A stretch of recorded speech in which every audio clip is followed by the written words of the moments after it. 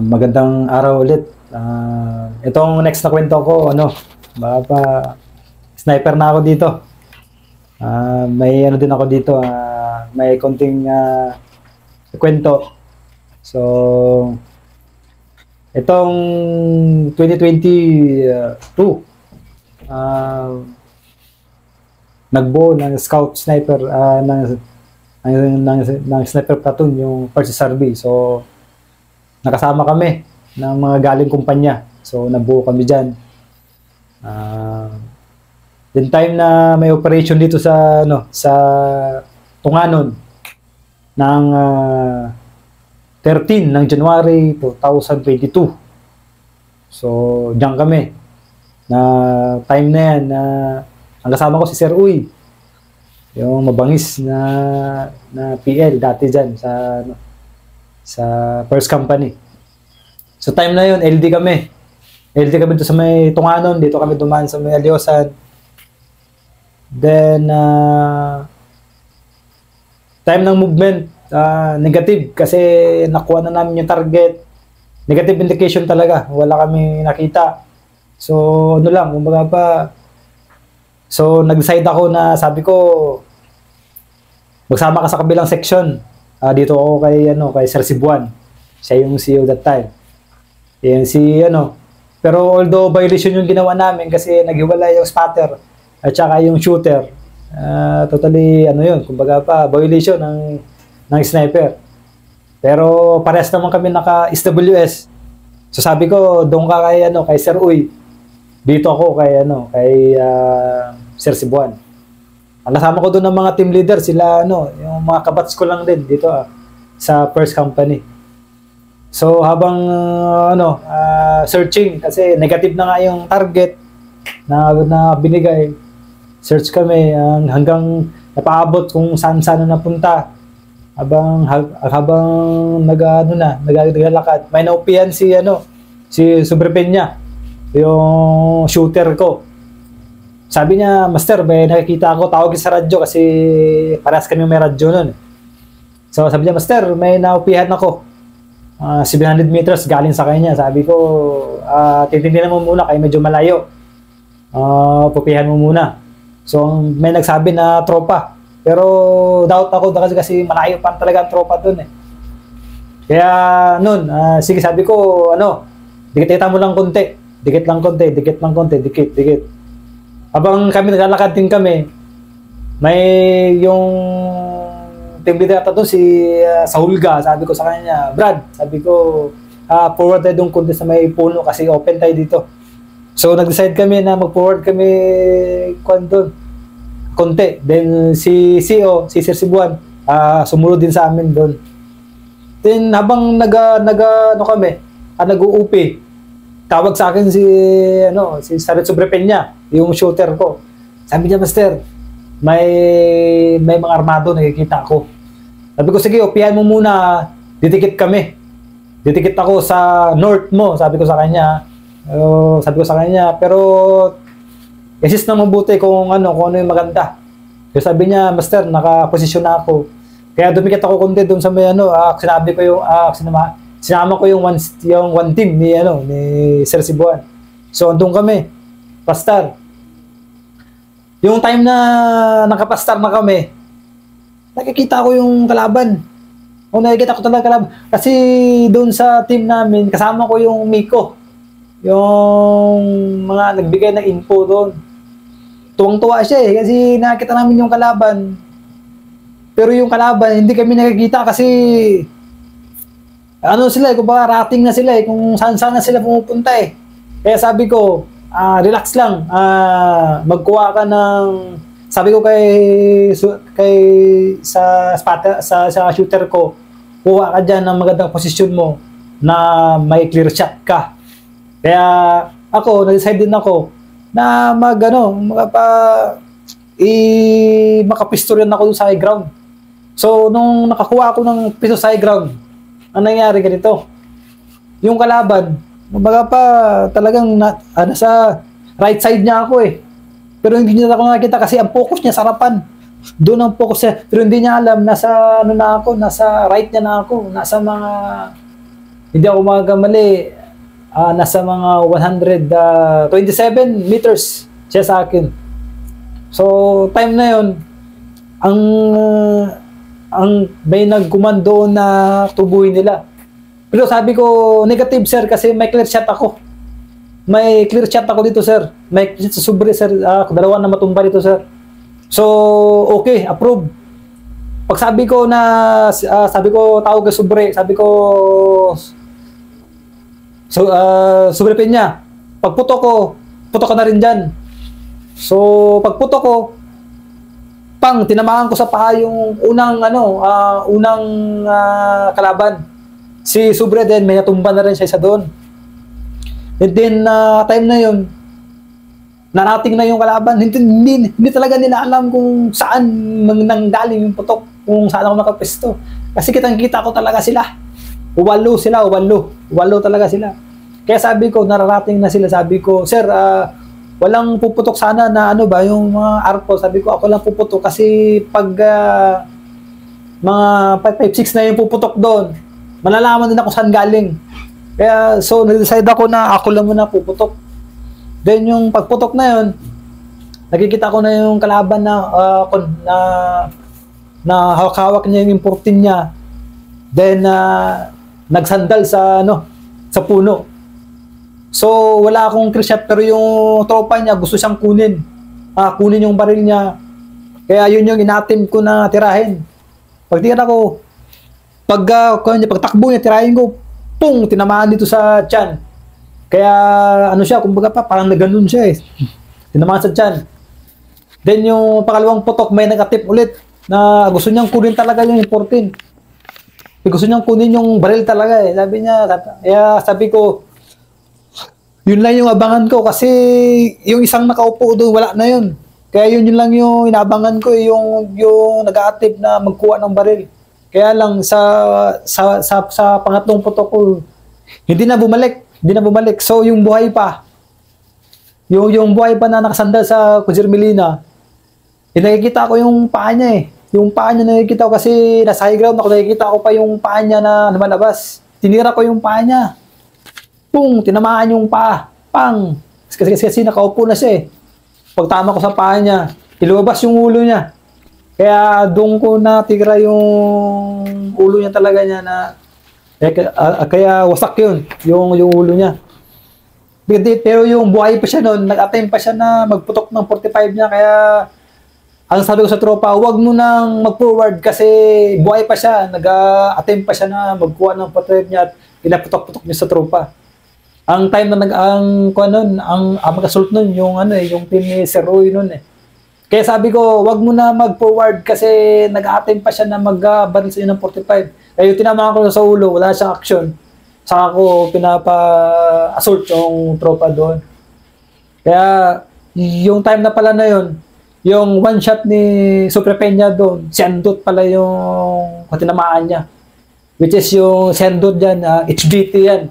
Yung Andot na yan. Kaya yung body count namin doon is naging 3. 2 yung tinamaan ko. Then naka-recover sila ng isang importin yung time na yun. So pag-assault ng tropa, nag-forward natin kami hanggang clear hanggang yun, nakuha namin yung mga body count saka yung baril. Okay yung resulta na na yun, yung encounter na yun. Kaya masasabi ko ito yung mga major major encounter ko na bilang sniper. At yung isa pa na dito sa bandang Pigkawayan na ito, muntik talaga kami kasi LD kami ng gabi nun, malang ko gabi. Ang namin doon is yung mga wanted to. LD kami ng gabi, grabe, sobrang lakas ng ulan, lakas si Sir Juan Silang yung madala sa amin, CEO ng 3rd Company. Kasi yung sniper kasi sa batalyon, sama-sama kami sa line company. Kung may operation yung line company, akyat kami. Kung mag-operation yung 1st company, akyat kami. 2nd company, akyat ulit kami. So para kami wala ding pahinga. Kasi kung anong operasyon ng kumpanya, operasyon din ng sniper. Kaya Yun yung ano namin, papel namin sa buhay dito. So, yung operasyon ng third company, LD kami ng gabi. Ito, mga magagaling yung mga kasama kong sniper talaga dito. Kaya masasabi ko na talagang good din dito yung ano namin. Yung resulta na encounter na to. LD kami ng gabi. Yung target andyan, positive. Pero grabe, mga alas 2 ng madaling araw talaga. Para kaming binuhusan ng isang drum na tubig na sobrang lakas talaga na hindi ko masabi na ang lalim namang ulan na sobrang lakas. Yung pala, kumbaga pa, nakatikit na kami sa bahay ng kalaban nun, yung time na yun. Sabi, yung ulan na yun, may purpose yun kasi kumbaga parang tinago kami nun eh. Kasi nasa gilid na kami ng bahay niya. Dito kami dumaan sa gilid talaga ng bahay niya. Kasi apapil namin ito, blocking lang kami dito eh. Kumbaga pagpasukin ng PDEA, dito kami mag-blocking. So, amin yung hagip. Mahagip namin siya.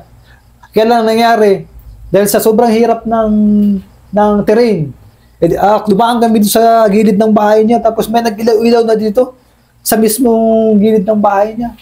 Sabi ko, may nag-ilaw-ilaw na ito, kasi gabi kalakas talaga ng ulan. So, nang dahil sa lakas ng ulan, siguro yung kalaban, silong na lang din, nagtago na lang din, kaya pinadaan kami.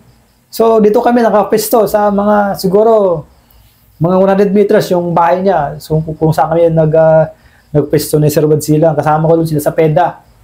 May si Sobrepeña din kasi kabady ko rin lagi yan sa operation na yan pag during sniper.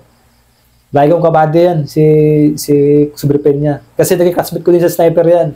Kaya body kami lagi. Yung time na yun, nakaposisyon na kami. Nakaposisyon na talaga, kumbaga pa, kumbaga puputok na lang. Yung ngayon, nagputukan na yung inassault ng PDEA at ng tropa. May kasama kaming infantry battalion doon eh. Hindi ko lang matandaan kung anong IB yun. May kasama kami. So putukan na doon. Sabi ko, sir, yung putukan galing doon. Pero ano kasi yun eh, kumbaga pa nakaharap kasi kami doon sa bayan. Kaya sabi niya, reposition. Pag reposition ko, 30 meters, andyan yung kalaban. So, hawak ko pala yung baril ko eh.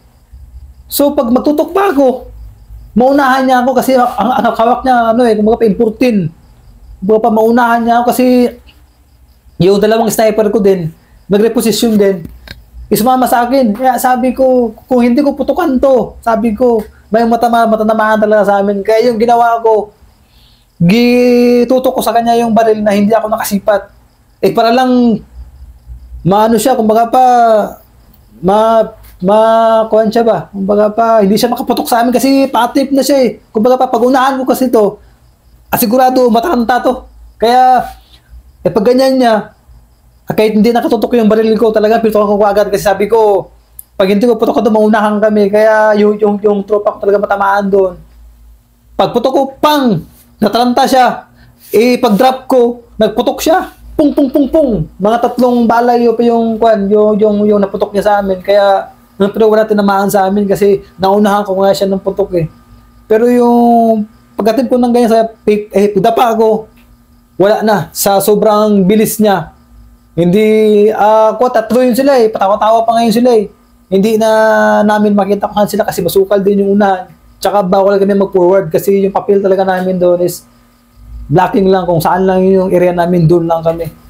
Pero, yung pa-exit na kami, ang sabi sa akin ng IB, nakita namin yung bangkay ng kalaban doon sa harapan lang namin. Pero sila doon ang nag-recover. Pero hindi ko sinasabing ako ang nakatama doon kasi hindi nga ako nakasipat. Pero straight sa kanya yung baril ko. Kaya sabi ko, kasi pag hindi ko kasi putukan niya, maunahan niya kami. Kasi na siya, kumbaga ganyanin niya na yung baril niya. Maunahan ko. Sabi ko may madali sa amin. Kaya inunahan ko talaga siya. Kaya yun yung kumbaga pa, lesson learned din yung sa amin talaga. Lesson learned. Kaya maganda yung yung resulta sa kabila kasi sila yung galing sa amin na tumakbo para sa kabila. nadali niya ano yun, ni Sajid Binunag. Siya yung nakatira doon. Marami ding natumba doon. Mga 3 ata yung natumba nila na ano ko nang galing sa amin. Kaya sabi ko, at least maganda pa rin yung resulta ng operation na yun. So, yun yung yung kwento ng buhay sniper namin dito sa batalyon. At sana may inspirasyon din to sa mga mag-i-sniper pa. At least may na-share kami sa inyo. Masyad na boy, na to, itong final question ko kasi inspiring ka nagsimula ka talaga sa Zamboanga Seeds, Sulu, Marawi, ngayon nandito ka sa SPMS Pax, Guindanao, North Cotabato. Sa mga kabataan na gusto magsilbi rin sa bayan ka, and lalo na rin sa mga gusto magsundalo, ano yung kaunting payo na maibigay mo? Ang magiging payo ko sa kanila, sir, sir? Ang apelong dalo naman, hindi lang, although, number 1, yung rason is yung pera talaga. Kumbaga pa,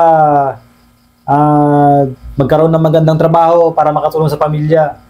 Pero, kumbaga pa, sir, para sa akin, sir, hindi, sir, hindi nagkaplastikan, sir, para sa akin, sir.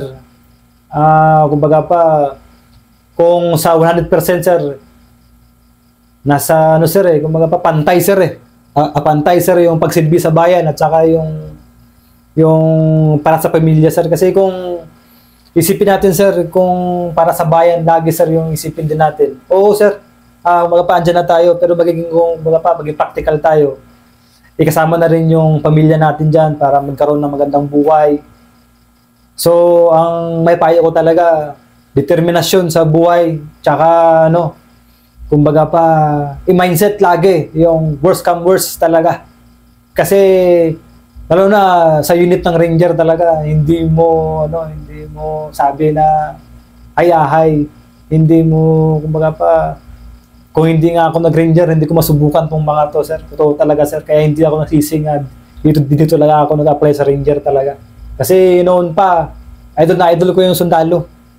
Kasi, kung kumbaga pa, sa uniforme, kumbaga pa, yung nag-ranger ako, sabi ko, mas suga pa pala ako dyan. Kumbaga pa, mas pa ako dyan, mas magaling pa ako dyan kasi nakuha ko niyan.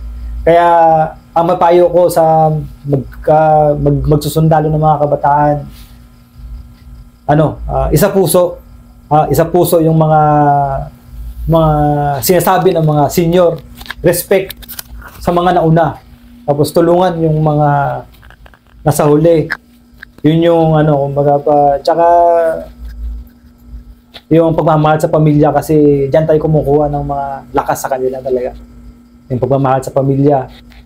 Kasi kumbaga pa yan yung mundasyon natin sa sa kumbaga pa kailangan natin bumuhay. Kailangan ko mabuhay para sa pamilya ko. Kaya mag-ingat ako. Magdiskarte ako paano ako mabuhay dito. Kaya sa mga naranasan ko, yun talaga, pamilya talaga yung nagiging kumbaga pa-inspirasyon ko sa buhay na para maging magaling na sundalo. Kumbaga pa, gusto ko pang mabuhay kasi gusto ko pang makita yung mga anak ko na balang araw maging proud sila sa akin. Kaya yun lang, at magandang araw, sir. Master The Boy Fernandez, idol. Thank you. Thank you, sir.